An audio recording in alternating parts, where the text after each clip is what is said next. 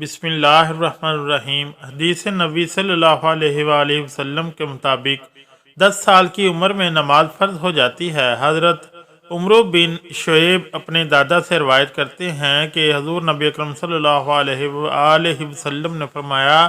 جب تمہارے بچے 7 سال کے ہو جائیں تو انہیں نماز قائم کرنے کا حکم دو، اور جب 10 سال کے ہو جائیں تو انہیں تاکیداً نماز پڑھاؤ اور سونے کے لیے ان کے بستر علیحدہ کر دو۔ 10 سال کی عمر سے لے کر ہر مرد و عورت پر نماز دن میں 5 بار فرض ہے، لیکن اس ویڈیو میں بتایا جائے گا کہ وہ کون سے 3 حالات ہیں کہ جن میں نماز پڑھنا منع فرمایا گیا ہے۔ نمبر 1، جس وقت پیشاب یا پخانے کی حاجت شدید ہو تو ایسے وقت میں نماز پڑھنا مکروہ تحریمی ہے۔ اس طرح اگر نماز کے درمیان پیشاب یا پخانہ زور کرے تو نماز توڑ کر فراغت کر کے پھر سے نماز پڑھنا چاہیے، اور اگر اس حالت میں نماز پڑھ لی تو نماز کراہت کے ساتھ ہو جائے گی اور گناہ ہوگا۔ لیکن اگر وقت نہیں ہے، اس طور پر کہ اگر وضو میں مشغول ہوا تو نماز کا وقت ختم ہو جائے گا، تو پہلے نماز پڑھ لے، اس لیے کہ نماز قضا کرنے کا گناہ زیادہ سخت ہے بنسبت کراہت کے ساتھ نماز پڑھنے کے۔ عمومی صورت میں کیونکہ وقت تنگ ہونے کا عذر نہیں ہے، اس لیے پہلے پیشاب، پخانہ، استنجا وغیرہ سے فارغ ہو کر وضو کرے، پھر نماز پڑھے۔ جب پیشاب یا پخانے کی حاجت شدید ہو تو ایسی حالت میں نماز ادا کرنے کی ممانعت احادیث سے ثابت ہے۔ چند ایک احادیث یہاں بیان کی جا رہی ہیں۔ حضرت ہشام بن عروہ اپنے والد عروہ سے روایت کرتے ہیں کہ حضرت عبداللہ بن ارقم رضی اللہ تعالی عنہ لوگوں کی امامت کرایا کرتے تھے۔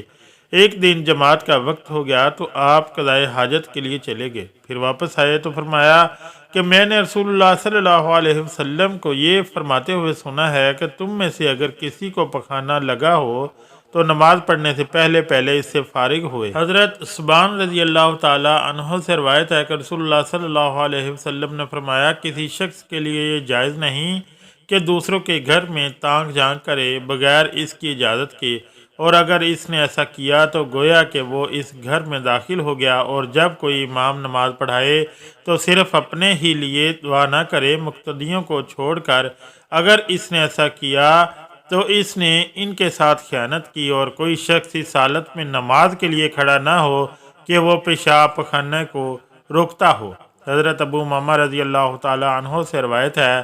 کہ رسول اللہ صلی اللہ علیہ وسلم نے منع فرمایا ہے کہ کوئی شخص اس حالت میں نماز پڑھے کہ وہ پیشاب پخانے کو روکتا ہو۔ حضرت عبداللہ بن ارقم رضی اللہ تعالی عنہ بیان کرتے ہیں کہ نبی اکرم صلی اللہ علیہ وسلم نے فرمایا، جب نماز کا وقت ہو اور تم میں سے کسی کو پخانہ پیشاب کی حاجت ہو تو وہ پہلے رفع حاجت کر لے۔ نمبر 2، سخت بھوک کی حالت میں نماز پڑھنا۔ اگر جماعت تیار ہو اور بھوک بھی شدت کی نہ ہو تو ایسی صورت میں پہلے کھانا کھانا جائز نہیں ہے، لیکن اگر صورتحال ایسی ہو کہ نماز کا وقت ہو اور بھوک شدت کر گئی ہو اور انسان کو پتہ ہو کہ وہ کھانا کھائے بغیر نماز میں خشوع خضوع برقرار نہیں رکھ سکتا، تو ایسی صورت میں پہلے کھانا کھائیں گے اور پھر نماز ادا کریں گے۔ اور اگر آپ اکیلے نماز پڑھ رہے ہیں یا آپ نے خود ہی نماز کروائی تھی تو نماز سے پہلے کھانا کھانے میں کوئی حرج نہیں ہے، لیکن اگر جماعت کے ساتھ نماز ادا کرنی تھی جبکہ بھوک بھی معمولی تھی تو پھر ایسا کرنا جائز ہے۔ فقیہ ابو انیس رحمۃ اللہ علیہ فرماتے ہیں کہ جب آدمی کے سامنے کھانا رکھا جائے اور نماز کے لیے اقامت کہی جا چکی ہو تو کھانے سے فراغت حاصل کرنے میں کچھ حرج نہیں، پھر نماز پڑھ لے جبکہ نماز قضا ہو جانے کا خوف نہ ہو، اس لیے کہ اگر کھانا چھوڑ کر نماز کے لیے اٹھ کھڑے ہوئے تو پھر تمہارا دل نماز کی بجائے کھانے میں مشغول رہے گا، لہذا بہتر یہ ہے کہ پہلے کھانا کھا لیں اور بعد میں نماز پڑھ لیں تاکہ نماز میں پوری توجہ حاصل ہو۔ حضرت نافع رضی اللہ تعالی عنہ سے روایت ہے کہ نبی صلی اللہ علیہ وسلم نے فرمایا، جب تم میں سے کوئی کھانا کھائے تو ہرگز جلدی نہ کرے یہاں تک کہ اس سے فارغ نہ ہو جائے۔ اگرچہ نماز کے لیے اقامت کہی جائے، حضرت عائشہ رضی اللہ تعالی عنہا عبداللہ بن عمر اور انس بن مالک رضی اللہ تعالی عنہ سے روایت کرتی ہے کہ رسول اللہ صلی اللہ علیہ وسلم نے فرمایا، جب نماز کھڑی ہو جائے اور رات کا کھانا بھی سامنے آ جائے تو رات کے کھانے میں پہل کرو۔ جب نماز کھڑی ہو جائے اور کھانے پینے کی اشیاء سامنے موجود ہوں تو مناسب یہ ہے کہ کھانے پینے میں پہل کی جائے تاکہ نمازی کی بھوک ختم ہو جائے اور اس کا ذہن دوران نماز کھانے پینے کی طرف نہ لگا رہے، لیکن اس کی شرط یہ ہے کہ نماز کا وقت تنگ نہ ہو اور کھانے کی ضرورت اور اس کی چاہت یعنی بھوک بھی ہو۔ نمبر 3، نیند کے غلبے کے وقت نماز پڑھنا۔ حضرت انس بن مالک رضی اللہ تعالی عنہ روایت کرتے ہیں کہ رسول اللہ صلی اللہ علیہ وسلم نے فرمایا، تم میں سے جب کسی کو نماز پڑھتے پڑھتے نیند کا غلبہ ہونے لگے تو اسے چاہیے کہ سو جائے یہاں تک کہ نیند کا خمار کچھ نکل جائے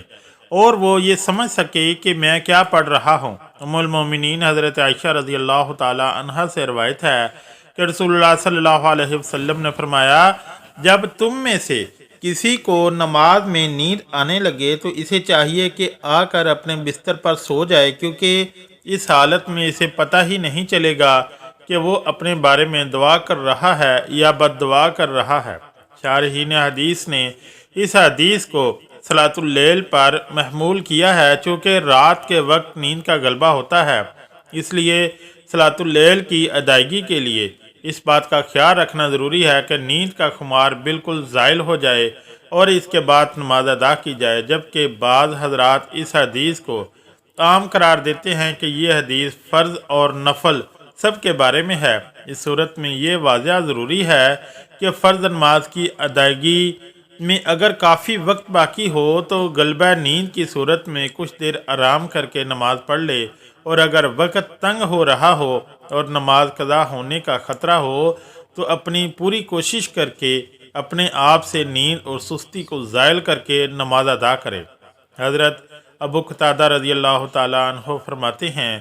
فرمایا، نماز میں کوتاہی نیند میں نہیں ہے، تفریط تو بیداری میں ہوتی ہے، یعنی نیند میں اگر کسی شخص سے کبھی کوئی نماز فوت ہو جائے تو یہ تفریط نہیں کہلائے گی، بلکہ تفریط یہ ہے کہ انسان جان بوجھ کر نماز میں اتنی تاخیر کرے کہ دوسری نماز کا وقت داخل ہو جائے، جیسا کہ شرح مشکۃ الطیبی میں ہے۔ اس نیند کو نماز پر فوقیت دینے کا وہم پیدا نہیں ہونا چاہیے، بلکہ اس حدیث میں بتایا گیا ہے کہ نماز جیسے اہم فریضے کو بہتر انداز میں خشوع خضوع اور بھرپور توجہ کے ساتھ ادا کرنے کا حکم دیا گیا ہے۔ باقی نمازوں کے لیے جو اوقات مقرر ہیں، انہی اوقات میں مقررہ پر نماز ادا کرنی چاہیے۔ حدیث شریف میں اسے اللہ تعالیٰ کا سب سے پسندیدہ عمل قرار دیا گیا ہے۔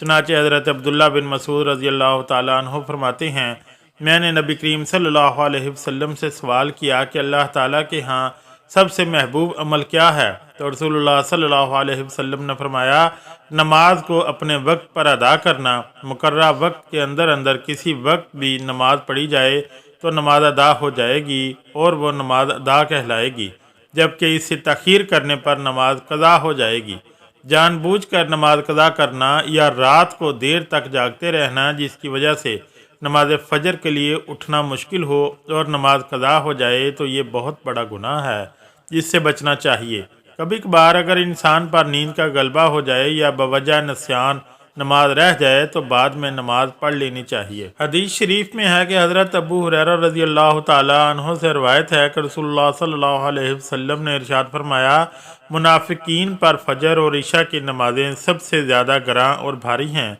اگر انہیں ان نمازوں پر ملنے والا اجر معلوم ہو جائے تو ان نمازوں کی ادائیگی کے لیے گھٹنوں کے بل چل کر آئیں، اور میرا دل چاہتا ہے کہ میں نماز کا حکم کروں اور نماز کھڑی ہو جائے، اور پھر میں کسی کو جماعت کرانے کا حکم دے دوں، اور پھر کچھ ایسے لوگوں کے ساتھ لے کر جن کے پاس لکڑیوں کی گٹھڑی ہو، ایسے لوگوں کی طرف نکل جاؤں جو جماعت میں کسی شرعی عذر کے نہ ہونے کی صورت میں بھی شریک نہیں ہوتے، اور جا کر ان کے گھروں کو آگ لگا دوں۔